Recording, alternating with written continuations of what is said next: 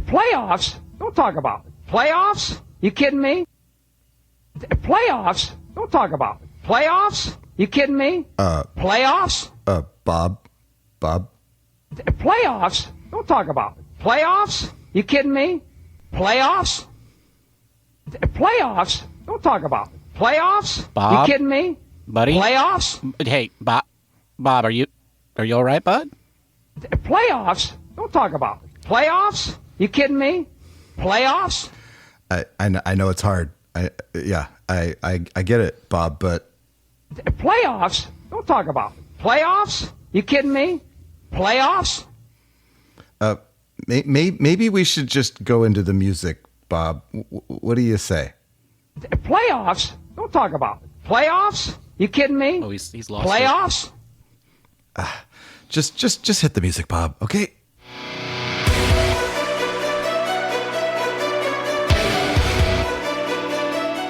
Welcome to Giant Cocktails, where the losses hurt, but the cocktails help. Here are your hosts, Ben and Matthew Henry.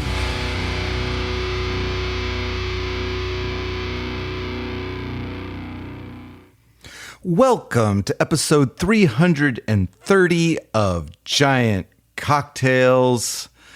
It dawned on me, Ben, for a team that's been really mid this year, we haven't actually played the mid intro song that we prepared much this year. It's either been winner or loser intro song for most of the season. Yeah, I think that's partly because all of the series are mostly 3 games long. And then the ones that aren't, it's like you have to split it evenly for it to be like truly mid. And then really, then if that's not happening, you have to have like a 2-1 that just followed a 1-2 to be mid. So I think there's a little bit of a flaw in the system, but also this has really been a tale of 4 seasons. I wish it was 3, but I think now it's 4. And none of those 4 seasons were mid, Matthew. They were either really good or really bad. Well, Ben, the 2020 Giants had 330 hits during their short COVID season when they also missed the playoffs, by the way. God. I remember on the last day. Thanks, Coonrod. I think there was also a walk-off home run hit against us in Oracle. In our own park, yeah. Yeah, the only team to ever lose to a walk-off in their own stadium. Thanks, COVID. Enough with the banter. Let's talk cocktails. Bob, you've really rallied from your episode at the beginning of the show, man. Yes. Way to get back on track after that Jim Morad breakdown. You're a pro. He is a pro. I don't get paid enough for this. This is true. Same, Bob. This is true. Same. What are you drinking, Matthew? Bob, I am drinking a cocktail called Gracias, Adios. Gracias, Adios is something I just made up today because I happened to be in Napa and I was early for my work thing. So I walked around downtown Napa and I found a bottle of Oaxacan gin. It's an agave-based gin called Gracias, Adios. And so I had to get that. And then I was in a market and I found a Oaxacan chili honey. And so what I am making has 1.5 ounces of said Oaxacan gin, 3/4 ounces of the Oaxacan Hot Honey Syrup, 1 part hot honey, 1 part water, and 3/4 ounces of lime juice. Mix all those together in a shaker with ice. Double strain it into a coupe glass, and you've got a very spicy, smoky cocktail that's actually pretty good. So if you don't have any of those, maybe a little gin and some mezcal combo, a little Mike's Hot Honey and some lime juice, maybe that's a kind of get you there a little bit. But what I made is pretty amazing, and that's what I'm drinking, Bob. The Oaxacan Gracias, Adios. What are you drinking, Ben? Well, thank you for asking, Bob. That's very kind of you. I want to just confirm, Matthew. First of all, I too have a hot honey. Second, is that Gracias, Adios? Is that what you said? Gracias, adios. Thank you. Goodbye. Oh, okay. Because I was thinking it's like maybe we got our asses kicked. Well, part of the naming was also saying goodbye to our playoff chances as a Giant. But, right. Thank you and goodbye is in Spanish, not like your ass is grass. Correct. Okay. Cool. I just wanted to confirm. Matthew, I am drinking a punch that I am calling the...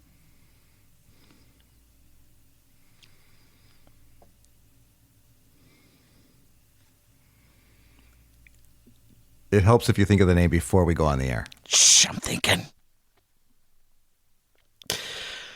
That I'm calling the dumb punch.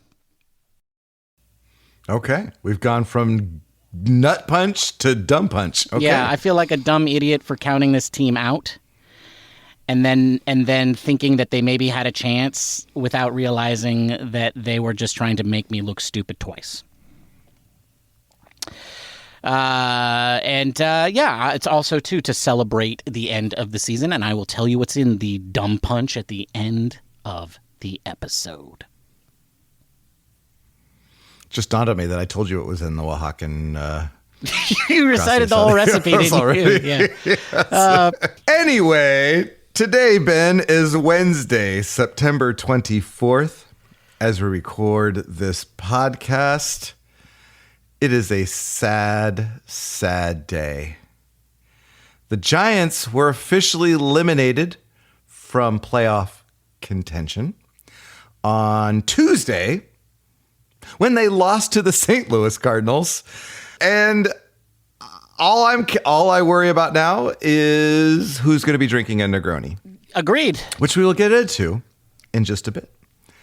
But Ben, the Giants are now 78 and 81. That means they can only finish at best at 500. That's right. And Matthew, in order for you to not drink a Negroni on our next episode, what record do the Giants need to finish with? They need to finish at 81 and 81. That's right. They need to sweep the Rockies. That's right. Which, you would think could be done because they have one of the worst records in the history of baseball. Yes, and most teams do sweep them, to be clear. The New York Mets did it twice. Yeah. How many times have the Giants done it this year? None. Really? Not once? Not once. Really? Well, the Giants are 2-8 against the Rockies. So the Rockies are 2-8 against the Giants. So I'm assuming that there must have been a sweep in there, dude. There must have been a sweep, right? In my mind, it didn't happen. So I'm not going to go check it. Okay. Because I'm thinking they went 1-2 and 1-2, and then there was or they went 1-3, and then there was a 3-game sweep in there. I feel like it's already happened this year. I'm feeling pretty good about that. And so I feel like your chances are good. I feel like this could happen for you. I'm excited for you. I'm excited. Finally, something good could happen to you this year. Well, what do you need to have happen for you to not drink a Negroni? I need them to go 80 and 82, or as we all know it to be, homeostasis. And I don't feel bad rooting for that. You know why? Because in order for them to do that, the Giants have to win the series. They have to go 2-1 and just drop one game to the stupid Rockies at home. And quite frankly, I feel like I have the lower chance of winning this bet. Because the Rockies suck when they play in Oracle. You know? Well, I did look it up, Ben. The Rockies lost. They did get swept by the Giants not too long ago, actually, September 1st through the 3rd. Oh, yeah. Well, that was in the middle of their whole comeback. Yes, so hitting home runs. We just expected them to steamroll. Yeah, that makes sense. Well, so what are we going to talk about? Well, we're going to talk a little bit about the Cardinals. A little bit. We're also going to talk about the playoffs. Playoffs? Don't talk about it. Playoffs? Bob. You kidding me? Playoffs? Yes, Bob. We're They're going still to play happening, about Bob. playoffs. They're still happening. Like, it's not like, we are not Pete Carroll. They are not the Seahawks. This is not a naive reporter asking a stupid question, okay? We're talking about the actual playoffs, which will occur. Because, hey, it's Thursday and we're all still here. That's right. First of all, it was Jim Mora, not Pete Carroll. Oh, that's right. You're sorry. I'm sorry. No, you're sorry. I'm sorry. Yeah, that's right. You're sorry. Oh, man. All right. Yeah.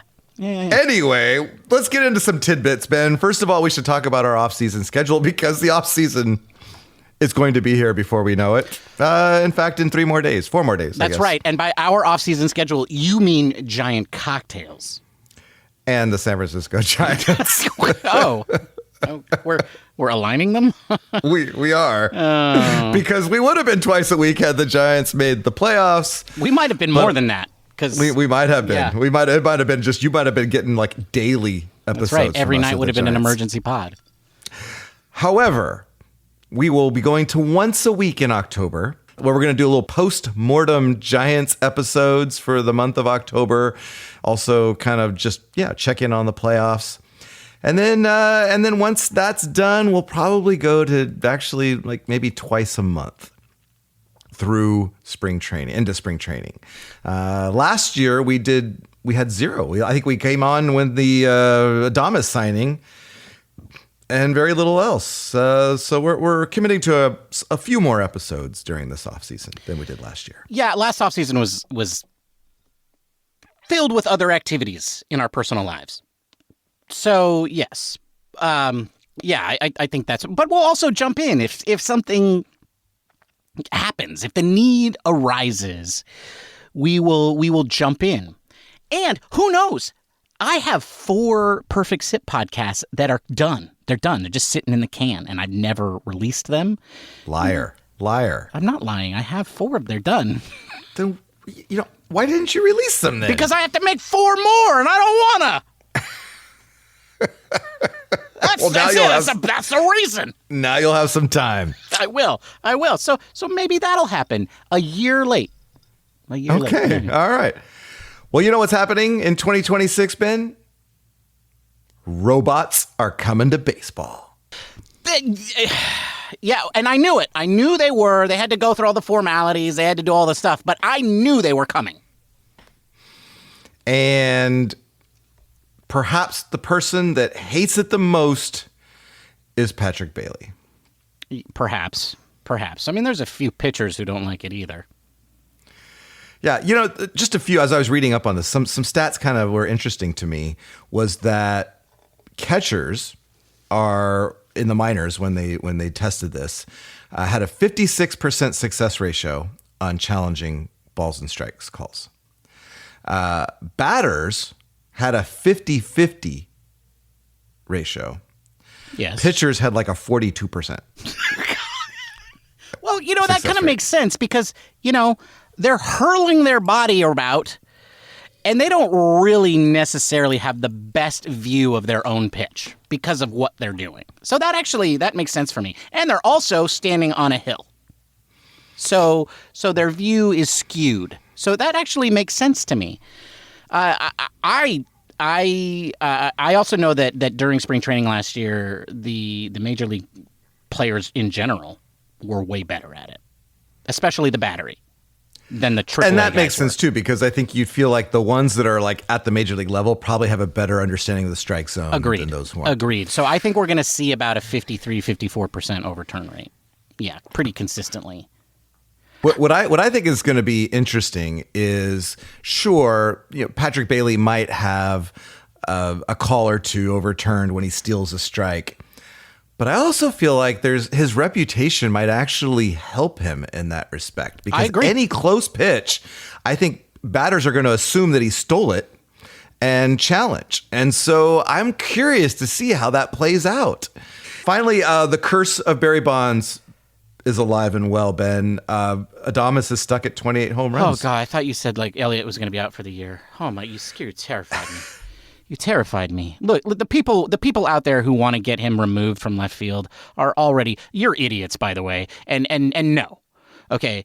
But then I thought you just terrified me. But, oh, yeah, Matthew, obviously, I told you that Adames was going to hit 29 home runs all the way back on opening day. Why are you surprised about this? Only because he had 28 like 2 weeks ago. Yeah, I remember, and I said literally on this show that I think he's going to do it. So I'm also. Well, he went like 2 for 24 since then. I mean, it's been bad. Yeah, it's been bad. But Elliot Ramos became the first left fielder since Barry Bonds to hit 20 home runs in a season. So you know what that means? Oh, that he might actually start in left field on opening day? Well, yes, that's what it might mean. In order to secure that reality, because that is happening, he's going to hit 9 home runs in the series against the D-backs. I mean, sorry, in the Rods. The Roddies? Is that what we call them? The Roddies. The That's Roddies. what you, he's going to hit 9 home runs against the Roddies to finish with 29. You heard it here first. I like it. Yeah, and the Giants will sweep, and you won't have to drink a Negroni while I drink my Negroni. That all sounds very right to me. Okay. Yeah. Okay. Well, let's talk about the Cardinals series. Just a few things. We don't need to get into depth because, that's just like, slowing down to watch the car crash. I feel like we don't need to necessarily do all of that. But some interesting things did happen in this series. Robbie Ray was scratched from his start today. Oh, yes, Matthew, that was interesting. Oh, look at this horrible sore I have on the bottom of my foot. It's so interesting. Was that the reason? No, I'm just saying, it's sad. Although I think he needed a break. I think it's pretty clear. 1 year away from coming off Tommy John, and he throws the 3rd most pitches in the majors this year. Well, Matthew, that's what the surgery was for. Did he have the surgery or not? Is he fixed or not? Agreed. But still, that's a lot of innings.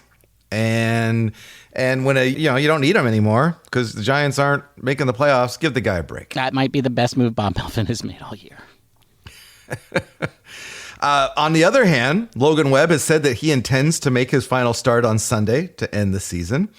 And that almost single-handedly assures that he will lead the majors, or at least the National League, in strikeouts and pitches and innings. And, yes, and he should have won the game that cost the Giants their season, even though he gave up those 3 runs. Because, one of the reasons I call him a box score ace is because he's weird, dude. He's weird. His BABIP is unreal on how high it is. And first of all, that's weird too, because pitchers don't usually have consistently high or low BABIPs. Hitters do. Pitchers do not. It's supposed to be random for them. It's not random for Logan. When guys put the bat on the ball, they get a high batting average. But he also has a high number of weak hits, so he doesn't give up a lot of extra base hits, and he gets a lot of double plays. Well, he's one of the, I think, top 2 in the majors in double plays. Right. No, and that's it. Year after year, consistently. And that's why Logan Webb is good. The problem is, Bob Melvin keeps bringing in Joey Lucchesi, even though Joey told him 5 weeks ago, I'm not good anymore. Yeah. Yeah, but I get it. I get it. Because, I don't know what other choices Bob has, right? It's Matt Gage or I don't know. And I had this whole great analogy about a vice grip and a hot poker, and Matthew said that I couldn't use it on the show. Oh, no, because where you were going to put the hot poker is not family-friendly, Ben. Well, I wasn't going to put the vice grip anywhere family-friendly either. To be honest, I wasn't listening to the first part of your analogy. Okay, well, I only heard the second part. To be honest, no, I think you got overwhelmed by the hot poker, because that was the analogy that I used first. Joey Lucchesi was the hot poker. Matt Gage was the vice. Got it. Got it. Yes. So what I'm saying is I get it. It's not a great choice for Bob Melvin, but I do think there was a little too much Joey Lucchese here in the last few weeks in those high leverage situations. But I also recognize that his options weren't great. Thanks, Buster. Camilo! I love you. I'll be rooting for you. You okay? No, not anywhere near okay. Are you drunk? I can neither confirm nor deny.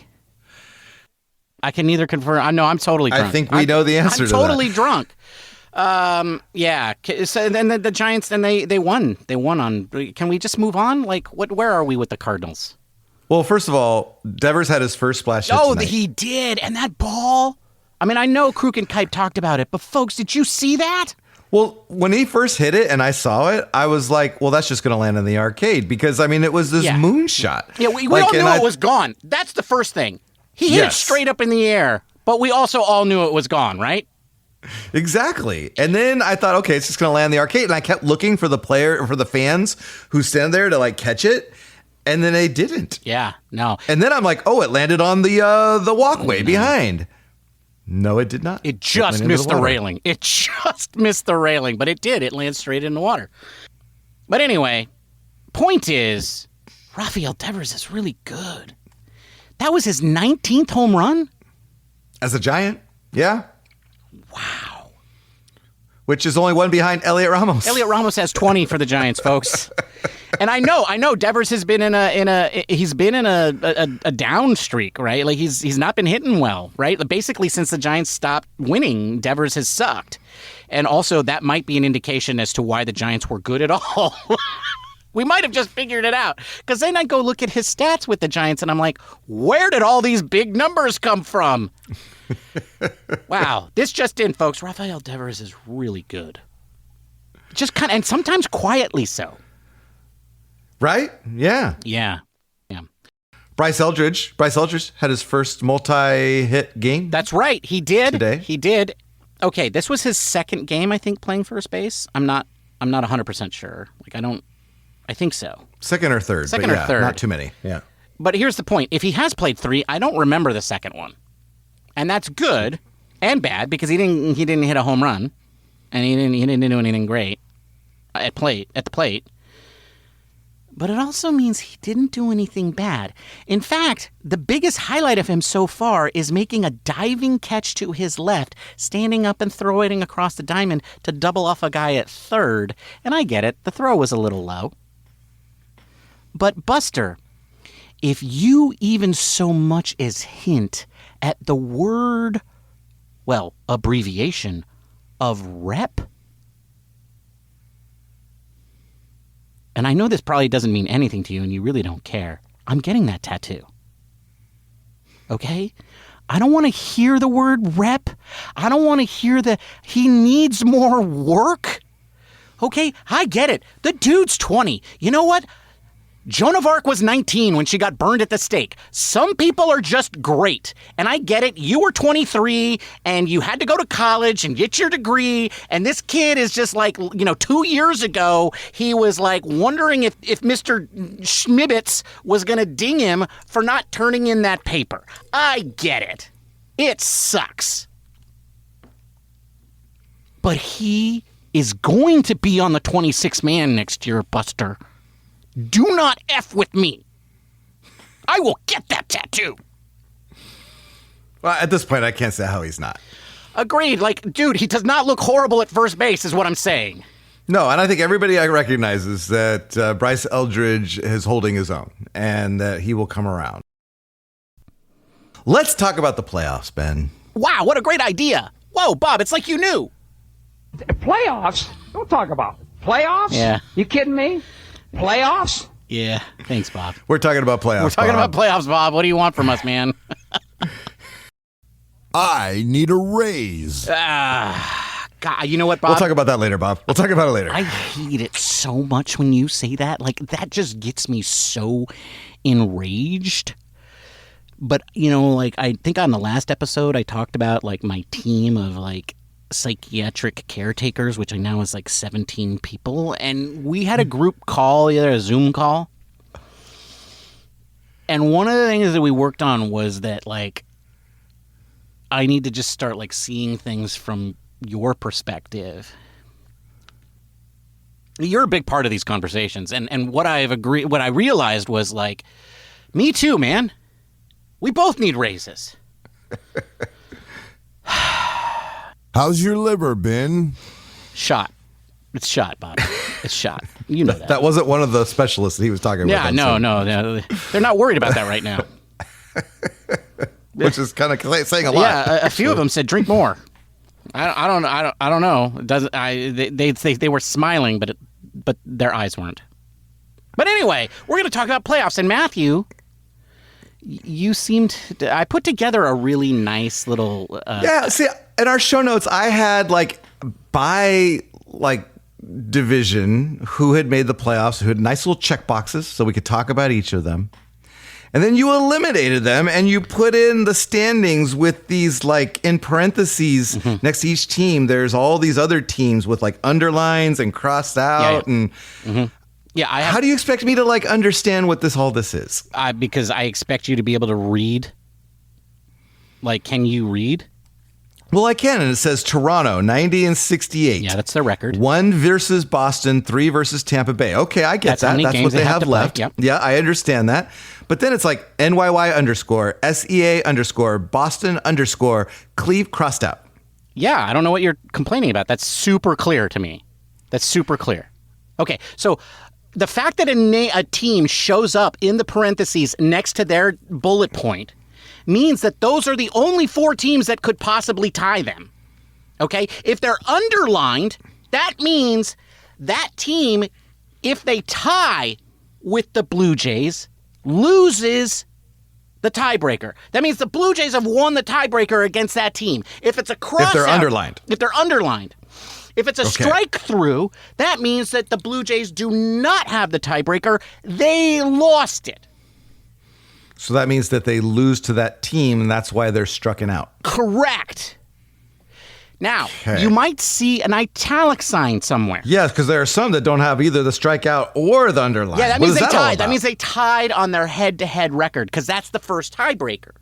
Okay. Okay, so then where's the delineation of what happens then? Well, the second tiebreaker is their intra-division record, not their inter-division record. Okay. Yeah. Okay, so the teams that are in their division, how they did against them. Correct. Whoever has the... So why didn't you dig into that? Where's that, detail? Because nobody anywhere tracks that. Nobody.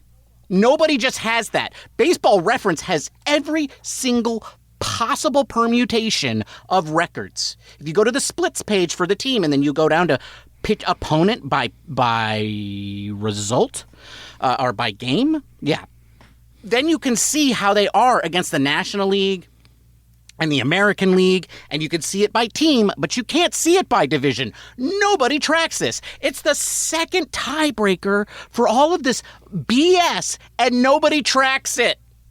So you have to count those wins yourself. And you know what? Right. Well, so why didn't you do that? You could have just... But then I ran out of time, and I updated the wrong ones, and then I realized that I messed it up, and I was going to have to start all over again, and I hadn't even done the National League yet, because I thought, oh, God, the American League is so confusing. The National League's just going to be just as bad, and then and then I was running out of time, and I had to make my dumb punch, and so I just couldn't do it. Okay. All right.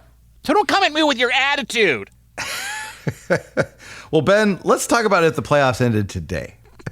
Because Major League Baseball has a little thing that you click on that says, if the playoffs were to finish today, here's what it would look like. Anyway, the Blue Jays would be the number 1 seed. Although if you go to the MLB standings page, Matthew, and you can confirm this, it says that the Yankees are in first and that the Blue Jays are the first wild card team. This is a sign that all of those people complaining about the Yankees and the Dodgers bias is true.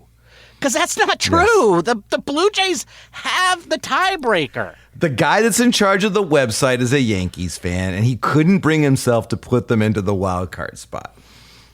That's my theory. Well, that guy is an aardvark. Or girl. We don't know. That gal is an aardvark.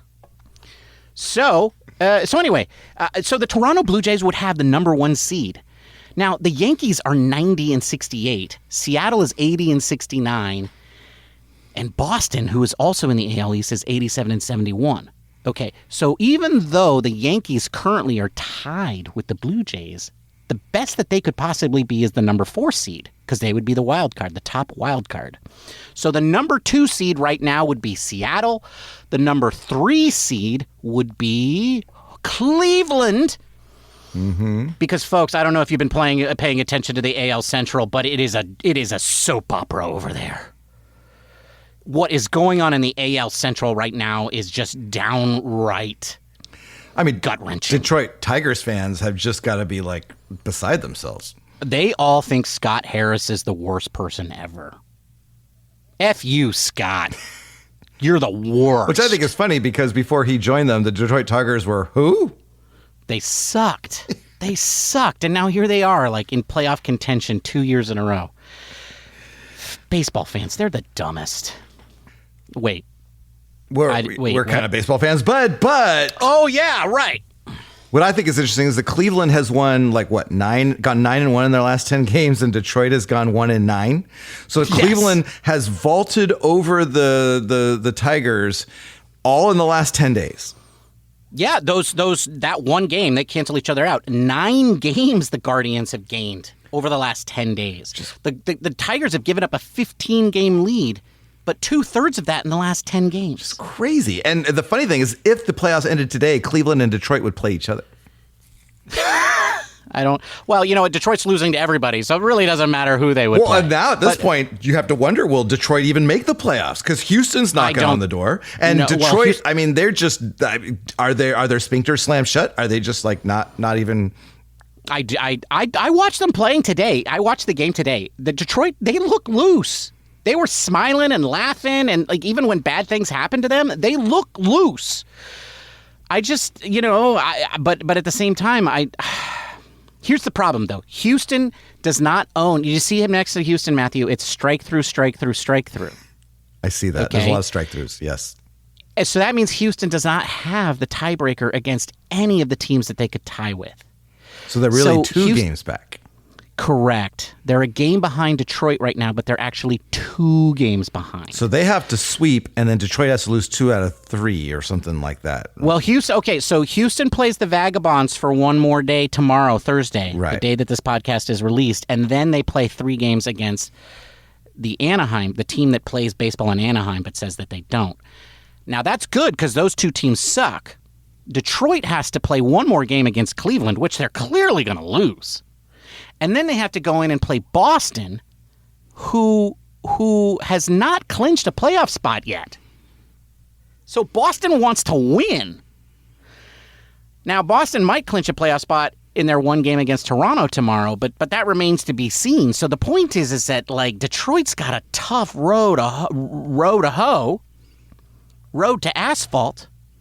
So I don't know, but I feel like just because the numbers are against Houston, that I think Detroit will be the last team in. So my question for you is, Matthew, out of the AL, who do you want to see in the World Series, and who do you expect to see in the World Series? And if you want, you can say who you expect in the ALCS or whatever else. But like that's what I really want to know. Who's in the World Series? Who do you want to be in the World Series? I want the Seattle Mariners to be in the World Series. Yeah, because they've never been there, right? Never. Yeah, no, they've never been there. And so, yeah, I'm rooting for the underdog. I want the Seattle Mariners with Big Dumper, to be that team. Who do I expect? None of these teams really like blow me away. Like I don't. I got to tell you. I don't think any of them are like better than the other. I don't know. I did all this research on who owned the tiebreakers. Toronto owns the tiebreaker against everybody, dude, except Cleveland. Well, Toronto has the pitching. So I feel like maybe Toronto has the edge just because, they've got pitching, but yeah. But I could see any of these teams going on a run, except the Tigers. They're done. Okay. Well, I expect Cal Raleigh, the Big Dumper, to lead the Mariners into the promised land. That's what I expect, because it's their time. It's just like the big dumper has decided. And he's going to finish with 60 home runs against the lads, against the Dodgers. He's going to hit 63 home runs, I think, because he's just going to go off on the Dodgers, and then he's going to lead the Mariners to the World Series. Who do I want to win the World Series? I want Jazz and Camilo, baby. I want them in the World Series because they're Jazz and Camilo. And I was their fans before they were Yankees. So don't come at me about being like, oh, Ben's getting on the Yankee bandwagon. I hate the Yankees, but I love Jazz and I love Camilo. And so that's who I want. Okay. Jazz and Camilo in the World Series. All right. Just because they're wearing pinstripes. Whoops. All right. I respect that. Let's go to the National League, though. Yes. Okay, it's much simpler over here, folks. The Brewers have already secured the number 1 seed. The Phillies have secured the number 2 seed, so they both get byes going into the first round. The Dodgers and the Padres, strangely, still fighting for the last playoff spot, but the Padres have to definitively beat the Dodgers. So I think they have to win. They have to win by at least 1 game, and I think they are a game back now? Oh, no, because the Dodgers won, so they are 2 games back. So Seattle has to rough up the Dodgers badly, and Padres have to ruin the season for the douchebags. So that's what's happening this weekend, though, is that the Padres are playing the douchebags, Matthew, and that is going to be a key series. So, folks, if you're trying to figure out which series to watch, I think it might be the douchebags and the Padres, and I really do apologize for that. All right, Matthew. So, but what's interesting is that there are 5 teams. So Milwaukee's jockeying with nobody. Philadelphia's jockeying with nobody. Los Angeles and San Diego are jockeying with each other. Whoever loses that is jockeying with the Cubs for the 4th and 5th spot, which is really important because whoever finishes in 4th gets gets the series, all games at home, right? Yeah. I would love to see the Dodgers have to go into Chicago and not go to L.A. in the first round and have to get through that to get to the second round. That's what I want. And then all of the other teams that are in contention, which are today. Well, yeah. Just on that note, if the season ended today, if the Dodgers beat the Mets in the first round, then they go to the Philadelphia. That is correct. Because the Brewers would play whoever comes out of the last wild card spot. Cubs versus Padres would be the. Well, I mean, it could be anybody because yes, it could be anybody. It could be anybody that goes to Milwaukee, but it can't be Philadelphia. That's what we know. Yes. But otherwise, it could be anybody. But yes, agreed. Because if the Dodgers win the series, so the Dodgers are going to have to play in the first round, but they might host whichever one of these next 5 teams wins the last wild card spot. They would host them in LA, and then the winner of that series would go to Milwaukee. Now, the winner of that series will go to Philadelphia, according to MLB. Oh, really? Yes. Yes, the 4-5 seed would play the number 1 seed. Oh, yes. The 3-6 seed would play the number 2 seed. The 3-6 seed. Yes, that's right. Okay. So anyway, the point is, who are all the other teams? Well, it's the Mets and then the douchebags and then the Reds. And believe it or not, Matthew, the team most likely to be eliminated next, but still in contention, the Miami Marlins. The Miami Marlins are going to be eliminated after the San Francisco Giants. That doesn't seem like it should be the case. Yeah, talk to Buster Posey about that. I'm going to talk to Buster. Or Matt Chapman or Willie Adames or whoever. Whatever. Bob Melvin and why he likes Joey Lucchese so much. I don't care. Ryan Walker. Pick a dude. Lots of blame to go around. All right. So out of all of that, Matthew, who do you want to win? Who do you expect to win? Well, I absolutely want the Milwaukee Brewers to be. I want there to be a Mariners Brewers World Series because not only have both of those teams never won, Milwaukee's only been in one World Series, I think in the early 80s. Okay. But Milwaukee started out as the Seattle Pilots. So we would have both Seattle-rooted teams in the World Series. Seattle would be the winner here. The city of Seattle. That's mind-blowing. So you're saying we could have an all-Seattle World Series if it's the Brewers and the Mariners. The Pilots versus the Mariners. And, of course, because Seattle is Seattle and how things go, the Brewers would win. Right? So even when Seattle wins, they lose. Okay. And who do you want to win that World Series? I think I want the Seattle Mariners. Okay. So who I normally think always root for the National League team, by the way, so this is kind of a little different for me. But something about the big dumper and just the Mariners being a perennial also ran. Just I'm kind of rooting for the underdog, man. Okay, I like it. Who do you think is going to win the National League? Philadelphia. Yeah, agreed. I think Philadelphia will win the National League and go to the World Series against the Mariners.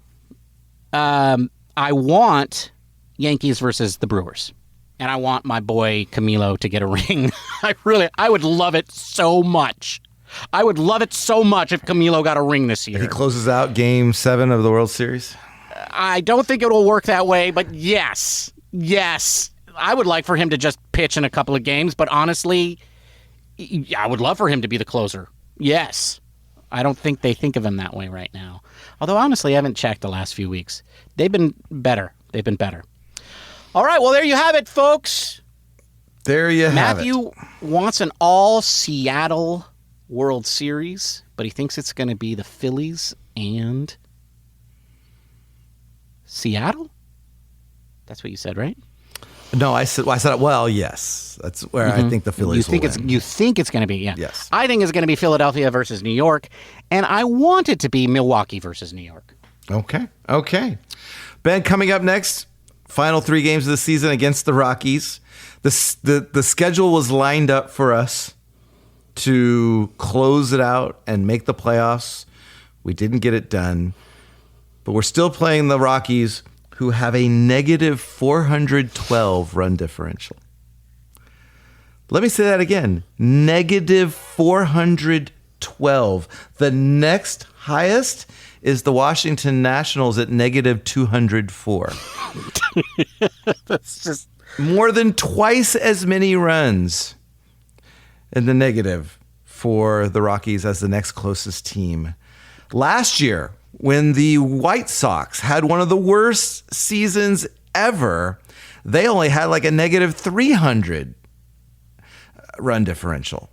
So this is one of the worst teams that we have ever seen, and that is what is giving me hope that I will not have to drink a Negroni. I agree with you. This is one of the worst teams we've ever seen. I think the signs are really good that one of us won't have to drink a Negroni. Yeah, I agree. The thing that confounds me about the Rockies is I think they are legitimately trying in the front office, but are just like the most inept people ever. It's like Office Space over there. They don't realize how bad they are. They don't, because they even though it's written there in black and white. But I really do think they're trying. I don't think this is a ruse. I don't think they're just phoning it in. This is not the Pirates. So it just confounds me. But I don't know. Not every, some people get their billions of dollars because their parents were talented. Most people do, in fact. Isn't it time for the booze, boys? It is time for the booze. I don't think I should have any more. What are you drinking, Matthew? Well, I already answered that question, Bob, way up at the top. Again, I'm having the Gracias, Adios with the Oaxacan gin and the Oaxacan hot honey and the lime juice. So go make one of those. It's actually, if you like a little spice in your drink, it's actually a really good drink. That's a tasty cocktail. Yeah, I'm actually really enjoying it. It's pretty good. What are you drinking, Ben? Well, thank you for asking, Bob. That's very kind of you. Bob, as I so eloquently named my cocktail at the beginning of the show, I am drinking a dumb punch.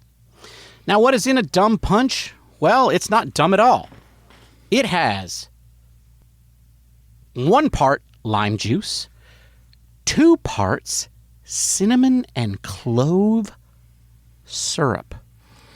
Okay, you just make simple syrup, folks, but you put a bunch of 2 cinnamon sticks and 4 to 8 cloves, depending on how much you're putting into your syrup, and you steep that over medium temperature until the sugar dissolves, and then you just let those things sit in your syrup for as long as you want to infuse into the flavor, and that's how you make that syrup.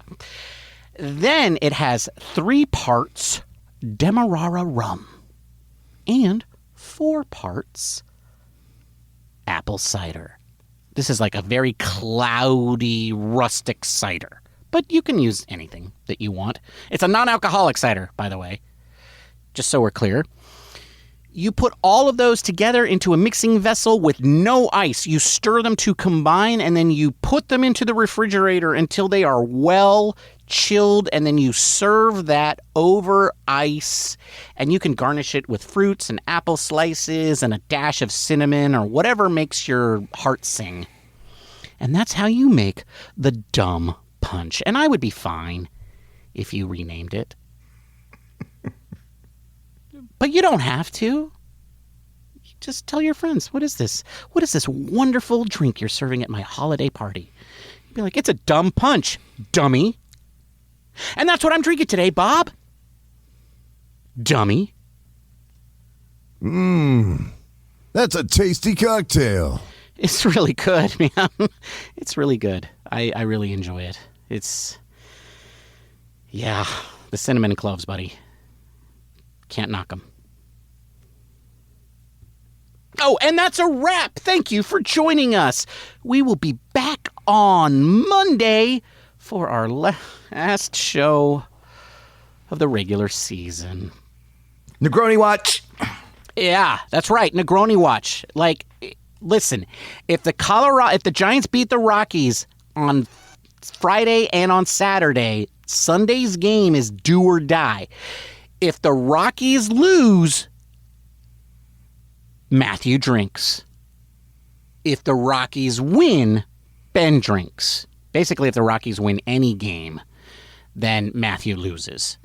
If the Rockies win more than one game, we both lose.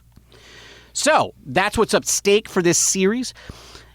If you want to taunt us while the series is ongoing, then you can do that via social media, where we go by the username Giant Cocktails. You can also find us on YouTube, where we go by the same username, and you can like and subscribe there. You can also comment there, just like you can at Spotify. But most importantly, be sure to leave us a positive review on Apple Podcasts or that same place, Playoffify. It really helps the show grow. Matthew, it was great talking San Francisco Giants for the second to last time of 2025 regular season. Insert the word "the" in the proper place. Until next time, cheers, my friend.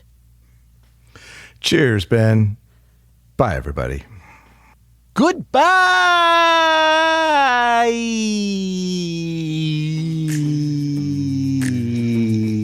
I would love it so much if Camilo got a ring.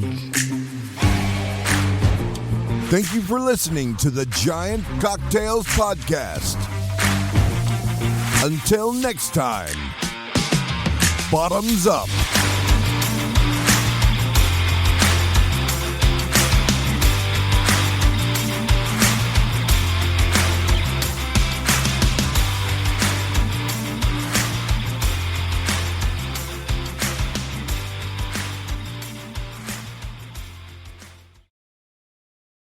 Before we move on, I do want to just note one personal thing. You said it was a sad day.